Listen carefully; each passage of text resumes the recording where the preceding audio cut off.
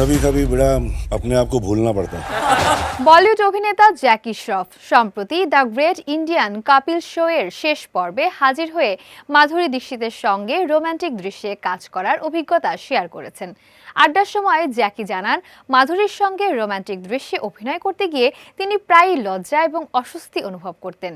জ্যাকি বলেন, সিনেমায় আবেগের প্রকাশ অনেক সময় ব্যক্তিগত অনুভূতির ওপর নির্ভর করে, আর সেই আবেগকে পর্দায় ঠিকমতো প্রকাশ করা সবসময় সহজ নয়। তিনি আরও স্মরণ করেন, মাধুরীর সঙ্গে তার প্রথম দেখা হয়েছিল কর্মা ছবির সেটে। সেই সময় মাধুরী নতুন ছিলেন। সেই সেটে জ্যাকি শ্রফ বেশ নার্ভাস ছিলেন বলেও জানান।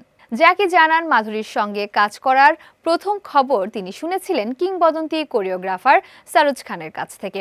সারোজ খানই পরিচালক সুভাষ ঘাইকে মাধুরীর প্রশংসা করেছিলেন এবং তাকে মাধুরীর সঙ্গে কাজ করার পরামর্শ দিয়েছিলেন।